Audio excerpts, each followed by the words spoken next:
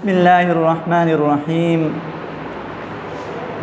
واذکروا اذ انتم قلیل مستضعفون فی الارض تخافون ان یتخطفکم الناس فآواکم وأیدکم بنصرہ ورزقکم من الطیبات لعلکم تشکرون۔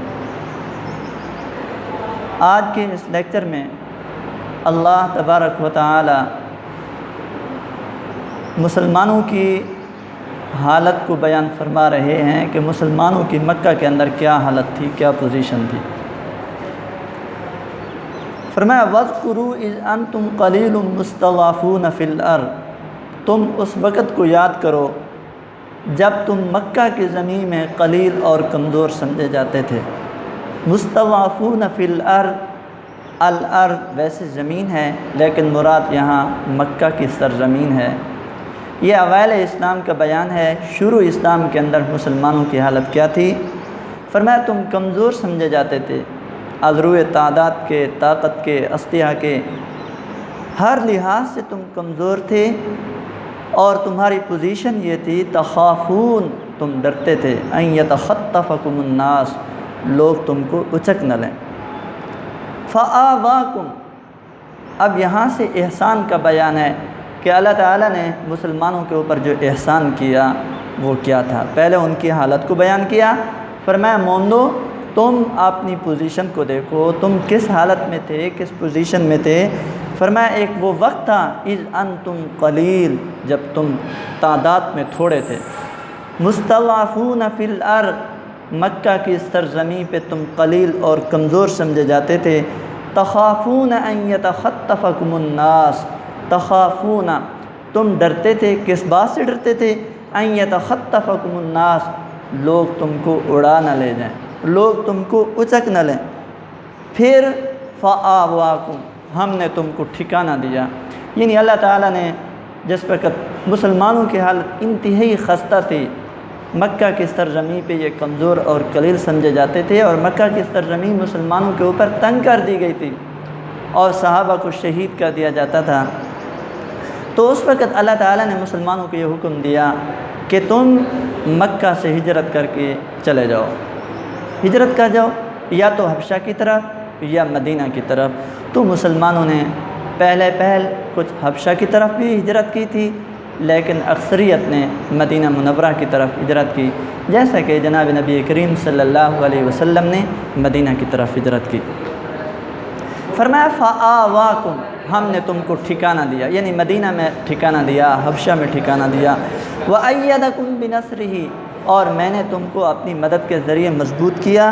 ورزقکم من الطیبات، اور ہم نے تم کو پاکیزہ رزق دیا۔ لعلکم تشکرون، تاکہ تم اللہ کا شکر ادا کرو۔ اس آیت کی ٹرانسلیشن پھر دوبارہ دیکھ لیں۔ وَاذْكُرُوا إِذْ أَنْتُمْ قَلِيلٌ مُسْتَضْعَفُونَ فِي الْأَرْضِ، تم یاد کرو اس وقت کو جب تم مکہ کے سرزمین پہ قلیل اور کمزور سمجھے جاتے تھے۔ تخافون ان یتخطفکم الناس، تم ڈرتے تھے کہ لوگ تم کو اڑا نہ لے جائیں، لوگ تم کو اچک نہ لیں۔ فآواکم، ہم نے تم کو ٹھکانہ دیا۔ وأیدکم بنصرہ، اور اپنی مدد کے ذریعے تم کو مضبوط کیا۔ ورزقکم من الطیبات، اور ہم نے تم کو پاکیزہ رزق دیا۔ وہ کیسے پاکیزہ رزق دیا؟ جب یہ مسلمان مکہ سے مدینہ کی طرف ہجرت کر گئے، اور وہاں کے جو انصار صحابہ تھے انہوں نے ان کی بڑی امداد کی۔ وہ نخلستان کا علاقہ تھا، کھجور تھے، انہوں نے ان کو کھجوروں میں حصہ دیا، تجارت میں حصہ دیا، زمینوں میں حصہ دیا، اور یہ مسلمان خوشحال ہو گئے۔ اس خوشحالی کی بدولت اللہ تعالیٰ نے ارشاد فرمایا لعلکم تشکرون، تاکہ تم اللہ کا شکر ادا کرو۔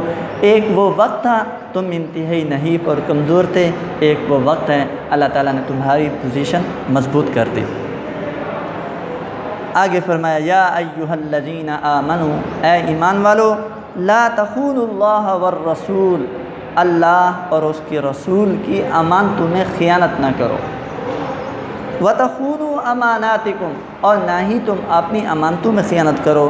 وَأَنْتُمْ تَعْلَمُونَ، حالانکہ تم جانتے ہو۔ پہلا سوال تھا کہ مسلمانوں کی مکہ کے اندر کیا حالت تھی، اللہ تعالیٰ نے اس کے متعلق کیا ارشاد فرمایا۔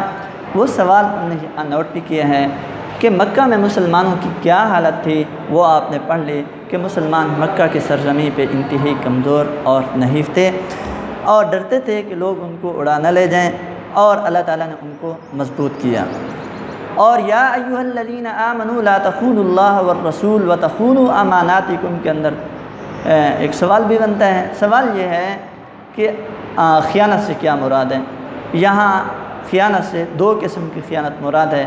ایک یہ ہے کہ آپ اللہ اور اس کے رسول کی امانتوں میں خیانت نہ کرو، یعنی آپ جنگی راز فاش نہ کرو۔ نمبر 2، اپنی امانتوں میں خیانت نہ کرو، یعنی آپس کے جو امانتیں ہوتی ہیں اس کے اندر آپ بالکل بھی خیانت نہ کرو۔ وَأَنْتُمْ تَعْلَمُونَ، حالانکہ تم جانتے ہو۔ وَاعْلَمُوا أَنَّمَا أَمْوَالُكُمْ وَأَوْلَادُكُمْ فِتْنَةٌ، جان رکھو کہ بے شک کہ تمہارا مال اور تمہاری اولاد یہ اللہ کی طرف سے آزمائش ہے، فتنہ ہے۔ وَأَنَّ اللَّهَ عِندَهُ أَجْرٌ عَظِيمٌ، یہ اللہ کے ہاں بہت بڑا اجر بھی ہے۔ مال اور اولاد آزمائش بھی اور اللہ کے ہاں بہت بڑا اجر بھی، وہ کیسے؟ فرمایا اولاد ہے، اگر آپ نے اس کی تربیت کی، آپ نے تعلیم دلوائی، جب وہ بالغ ہو گئی آپ نے شادی کرا دی، یعنی جتنے بھی حقوق ہیں اولاد کے آپ نے وہ پورے ادا کر دیے، تو یہ اللہ کے ہاں بہت بڑا اجر ہے۔ اگر آپ نے نہ ہی اس کی تعلیم کی طرف توجہ کی اور نہ ہی آپ نے تربیت ان کی ہے، یہ پھر آزمائش اور یہ آپ پر وبال ہے۔ مال ہے، مال آپ اللہ کے راستے میں خرچ کرتے رہے، یہ اللہ کے ہاں بہت بڑا اجر ہے۔ اگر مال پر سانپ بن کر بیٹھے رہے، بخل سے کام لیا، ضرورت کے وقت پہ آپ نے اس مال کو خرچ نہ کیا، تو پھر زکوٰۃ آپ نے ادا نہیں کی، صدقہ و خیرات نہیں کی، یہ مال آپ کے لیے آزمائش ہے۔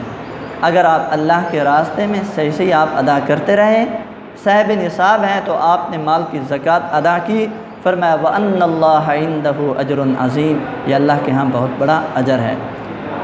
اولاد کی تربیت کی، اجر، اولاد کی تربیت نہیں کی، آزمائش۔ مال کی زکوٰۃ ادا کی، یہ اجر، مال کی زکوٰۃ ادا نہیں کی تو یہ بہت بڑی آزمائش ہے۔ دوبارہ اس سبق کی ٹرانسلیشن دیکھ لیں۔ وَاذْكُرُوا إِذْ أَنْتُمْ قَلِيلٌ مُسْتَضْعَفُونَ فِي الْأَرْضِ، مومنو تم اس وقت کو یاد کرو جب تم مکہ کی سرزمین پہ قلیل اور کمزور سمجھے جاتے تھے۔ تخافون ان یتخطفکم الناس، تم ڈرتے تھے کہ لوگ تم کو اڑا نہ لے جائیں۔ فآواکم، ہم نے تم کو ٹھکانہ دیا۔ وأیدکم بنصرہ، اور اپنی مدد کے ذریعے تم کو مضبوط کیا۔ ورزقکم من الطیبات، اور تم کو پاکیزہ رزق دیا۔ لعلکم تشکرون، تاکہ تم شکر ادا کرو۔ یا ایھا الذین آمنوا لا تخونوا اللہ والرسول وتخونوا اماناتکم، اس آیت کے اندر دو قسم کی خیانت کا بیان ہے۔ پہلی بات، یا ایھا الذین آمنوا لا تخونوا اللہ والرسول، اے ایمان والو تم اللہ اور اس کے رسول کی امانت میں خیانت نہ کرو، یعنی جنگی راز فاش نہ کرو، اور اللہ اور اس کے رسول کے احکامات پر مکمل طور پر عمل پیرا ہوں۔ وَتَخُونُوا أَمَانَاتِكُمْ، اور نہ ہی تم آپس کی امانتوں میں خیانت کرو۔ وَأَنْتُمْ تَعْلَمُونَ، حالانکہ تم جانتے ہو۔ وَاعْلَمُوا أَنَّمَا أَمْوَالُكُمْ وَأَوْلَادُكُمْ فِتْنَةٌ، جانے رکھو کہ بے شک کہ تمہارا مال اور تمہاری اولاد بہت بڑی آزمائش ہے۔ وَأَنَّ اللَّهَ عِندَهُ أَجْرٌ عَظِيمٌ، یہ اللہ کے ہاں بہت بڑا اجر بھی ہے۔ یہ باقاعدہ سوال بھی ہے، کس چیز کو آزمائش قرار دیا گیا؟ مال اور اولاد کو آزمائش قرار دیا گیا۔ ہاں، اگر تم لوگ اولاد کی تربیت کرو گے، مال کی زکوٰۃ ادا کرو گے، یہ اللہ کے ہاں بہت بڑا اجر ہے، وگرنہ یہ بہت بڑی آزمائش ہے۔ امید ہے کہ آپ لوگ اس سبق کی ٹرانسلیشن یاد کریں گے۔ آگے مشق ہے، جیسے الفاظ مانی ہیں آپ لوگ ویسے یاد کریں گے۔ سوال یہ ہے کہ شر الدواب سے کیا مراد ہے؟ شر الدواب سے مراد کافر ہیں، بس ایک ہی جواب، شر الدواب سے مراد کافر ہیں۔ ان آیات میں خیانت سے کیا مراد ہے؟ ان آیات میں خیانت سے مراد دو قسم کی خیانت ہے۔ ایک، اللہ اور اس کے رسول کی امانت میں خیانت نہ کی جائے، یعنی جنگی راز فاش نہ کیا جائے۔ نمبر 2، آپس کی امانتوں میں خیانت نہ کی جائے۔ باقی آیات مبارکہ کی ٹرانسلیشن ہے، آپ مکمل ٹرانسلیشن یاد کریں گے۔ آگے حدیث مبارکہ دیکھیں۔ سب سے پہلی حدیث ہے 9th کلاس کی سب سے پہلی حدیث، افضل الاعمال لا الہ الا اللہ و افضل الدعاء الاستغفار، سب سے فضیلت والا عمل جو ہے وہ لا الہ الا اللہ ہے، سب سے فضیلت والا عمل لا الہ الا اللہ، اور سب سے فضیلت والی دعا جو ہے وہ استغفار ہے۔ جیسا کہ آپ نے اس حدیث مبارکہ کی ٹرانسلیشن سے اندازہ لگا لیا کہ اس حدیث کے 2 حصے ہیں۔ اس حدیث کے 2 حصے ہیں۔ سب سے پہلے حصے کے اندر اللہ کی توحید کے اقرار کا بیان ہے، اور دوسرے حصے میں آپ نے گناہوں پر معافی مانگنے کا بیان ہے۔ پہلا حصہ افضل الاعمال لا الہ الا اللہ، پہلے حصے میں توحید کے اقرار کو سب سے فضیلت والا عمل قرار دیا، توحید کے اقرار کو سب سے زیادہ فضیلت والا عمل قرار دیا، اور اس میں ایک بات یہ ذہن نشین کر لیں کہ الہ سے کیا مراد ہے۔ الہ سے مراد ایسی ذات جس کی عبادت کی جائے، جس سے بے پناہ محبت اور عقیدت ہو، وہ یقیناً اللہ تعالیٰ کی ذات ہے جس کی عبادت بھی کی جاتی ہے اور جس سے بے پناہ محبت اور عقیدت بھی ہوتی ہے۔ وہ اللہ ہی کی ذات ہے جس نے ہمیں پیدا کیا، ہمیں عقل اور بصیرت عطا فرمائی، اور نہ صرف ہمیں زندگی دی بلکہ زندگی کی تمام نعمتیں ہمیں مہیا کی ہیں۔ اسی وجہ سے ہمیں چاہیے کہ ہم اپنے قول و فعل میں اسی ذات کو الہ مانیں، اسی کی عبادت کریں، اور اسی سے بے پناہ محبت اور عقیدت بھی ہمیں کرنی چاہیے۔ تو یہ ہوا حدیث کا پہلا حصہ، افضل الاعمال لا الہ الا اللہ، افضل الاعمال لا الہ الا اللہ، سب سے فضیلت والا عمل جو ہے وہ ہے لا الہ الا اللہ۔ اس حصے میں حدیث کا اس حصے میں سب سے فضیلت والا عمل جو ہے وہ ہے اللہ کی توحید کا اقرار، اور اس میں دوسری جو اہم بات ہے وہ ہے الہ سے کیا مراد ہے۔ الہ سے مراد ایک ایسی ذات ہے جس سے محبت اور عقیدت بھی ہو، جس کی عبادت کی جائے، وہ یقیناً اللہ تعالیٰ کی ذات ہے، اور اس نے ہمیں پیدا کیا، ہمیں عقل اور بصیرت عطا فرمائی، نہ صرف ہمیں زندگی عطا کی بلکہ زندگی کی تمام نعمتیں ہمیں مہیا کی ہیں۔ اور حدیث کا جو دوسرا حصہ ہے، افضل الدعاء الاستغفار، سب سے فضیلت والی دعا جو ہے وہ استغفار ہے۔ انسان دنیا کے اندر دنیا کی رنگینیوں میں کھو کر بسا اوقات اپنے خالق و مالک کی رضا کے خلاف کر بیٹھتا ہے، گناہوں کا ارتکاب کر بیٹھتا ہے۔ تو اب انسان کے لیے ضروری یہ ہے، اب الہ کا تقاضا یہ ہے، اللہ کی الوہیت کا تقاضا یہ ہے کہ ہم اپنے گناہوں پر شرمندہ ہو کر اللہ سے معافی مانگیں، کیونکہ دنیا میں کامیابی اور اخروی نجات اس وقت تک ممکن نہیں ہے جب تک کہ ہم اپنے خالق و مالک کو راضی نہ کر لیں۔ اس لیے ہمارے لیے ضروری یہ ہے کہ ہم چلتے پھرتے اٹھتے بیٹھتے لا الہ الا اللہ استغفر اللہ کا ورد ہمیں کرنا چاہیے۔ بس اس حدیث کے 2 حصے ہیں۔